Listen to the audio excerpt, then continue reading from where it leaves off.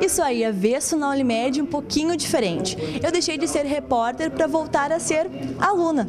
Pois é, a gente está aqui no CFC Planalto para ter uma aula de autoescola. Fica ligado, não sai daí.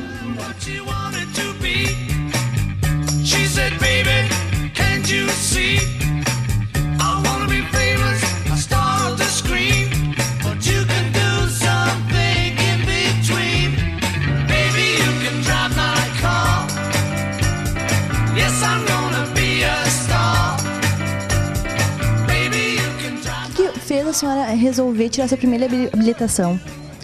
Mas olha, eu acho que mais por necessidade também, né? Porque só eu e meu esposo agora, né? E a gente resolveu então fazer, né? Uma autoescola para tirar uma carteira, né, de habilitação, porque tá dirigindo sem carteira também não dá, né? E por que tu resolveu fazer tua habilitação? Olha, acho que em primeiro lugar pela independência, né? Busco independência, assim, para estar me locomovendo pelos lugares, em questão de trabalho também. O que a senhora acha dessa história que dizem que mulher dirige pior que homem?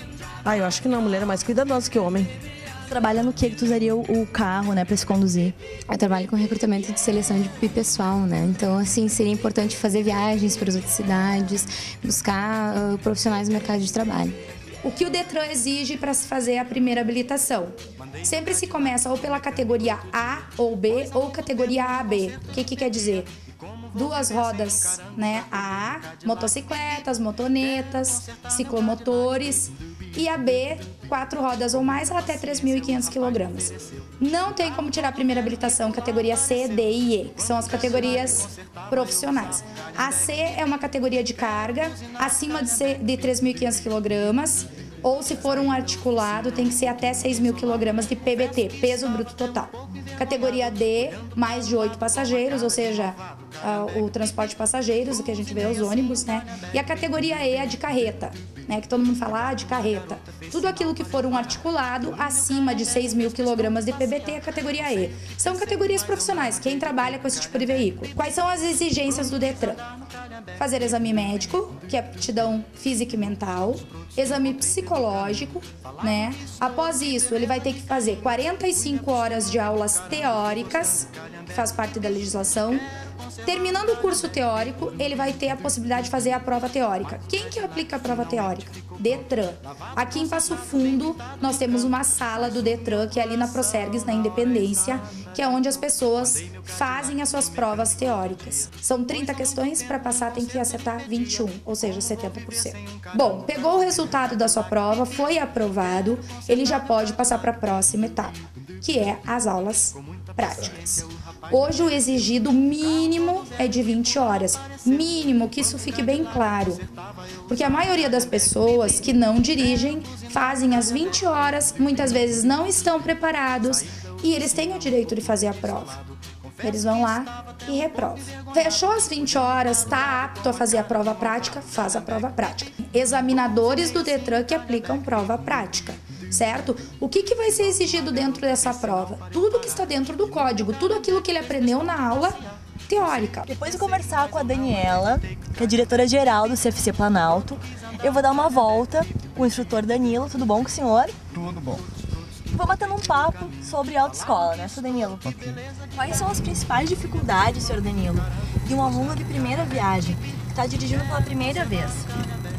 O aluno de primeira viagem ele tem a dificuldade da coordenação motora, que é pedais. Sim, vamos à direita, tá? Sempre cuidando, ver se tem condições. Então são pedais, sistema de direção, sistema de transmissão e sistema de freio.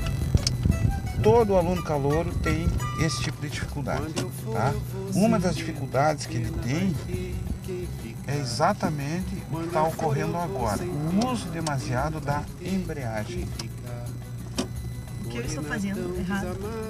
Para uma prova de autoescola seria errado, tá? Agora, no dia a dia a gente sabe que o pessoal usa a embreagem à vontade, né? Nós entramos à direita e em seguida à esquerda, ou seja, conversão à direita Ó, outro erro. Colocou o ponto morto, não se deve usar. Vai, você À reprovada, esquerda. seu Danilo. Você reprovada, será? Com 6 anos de carteira. Ó, sinal à esquerda. Certo? Ó, outro erro. Curva com o pé na embreagem. Não pode. Faz a redução de marcha antes da entrada na conversão e abandona a embreagem antes dela. Sempre com antecedência. Tá? Então assim, ó, eu sei que tu tem carteira, né? O teu estilo de dirigir é bem diferente do que fosse um calouro. O calouro, ele tem toda uma preparação. Aqui nós temos uma parada, uma placa. Exato. Posso seguir? Muito bom.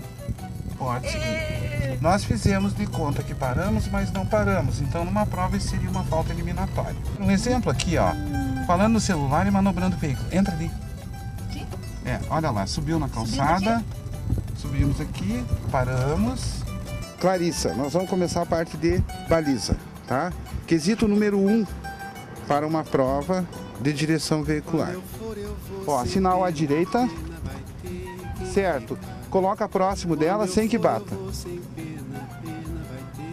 Encostar nos bastões é a falta eliminatória. Desamada e tão precisada de amar, açucena delicada sem a mão pra lhe cuidar.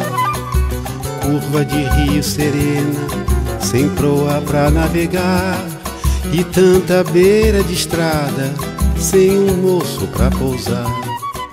O que eu fiz é muito pouco, mas pode ele retirar o vai veículo. comigo. Até esse ponto, nós teríamos que ter gasto 5 minutos.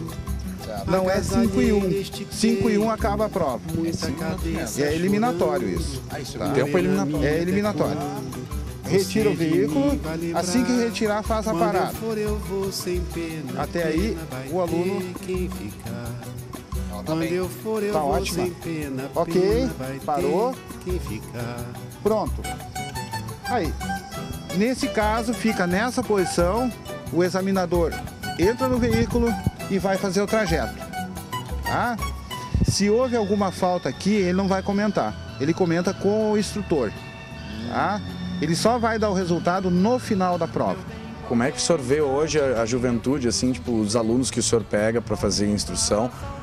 O pessoal tá se puxando mais em ter mais consciência ou tem mais louquinho, assim?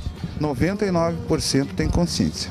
Tem consciência a juventude hoje, que aliás as autoridades aí, o Detran, o Denatran lá, eles apostam na juventude. Porque o ditado é antigo, mas serve. Pau que nasce torto não endireita mais, né? Então não é um motorista de 40 anos, 50 anos que vai se reciclar e vai mudar a conduta dele. Não vai. Tá? Então nós apostamos na juventude. Tá? E por acaso os jovens, tá, que estão fazendo trânsito, tá, estão muito bem. Tá? Parabéns para eles. A gente geralmente não para nas placas de pare, a gente reduz a velocidade, olha para os dois lados, vê se está tudo ok e continua o trajeto, né? O teste seria uma falta eliminatória, né? Mas no dia a dia não é errado, né? É errado. É errado. Tá? Não parar, você não para 1000 vezes.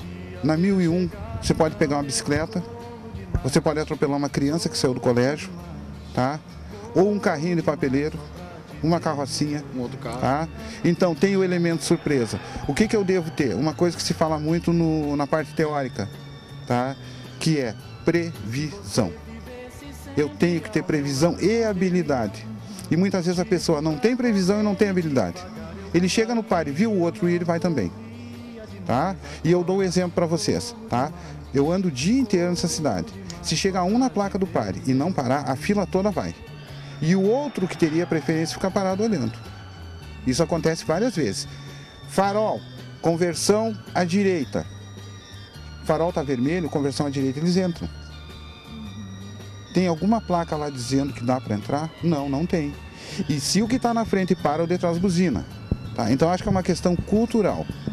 Tá? Eu acho que é uma questão de cultura. Tá? Eu não vou passar no pare porque está escrito assim, ó, pare, e eu vou parar. E isso aí, ó, é universal essa placa. É universal. Parar, realmente parar o carro. Parar, olhar e depois seguir. Dirigir no dia a dia é uma coisa. Dirigir para a autoescola, para o teste, é outra coisa. Tanto que o tipo de falta aqui exigido é um, e as infrações de trânsito são outras.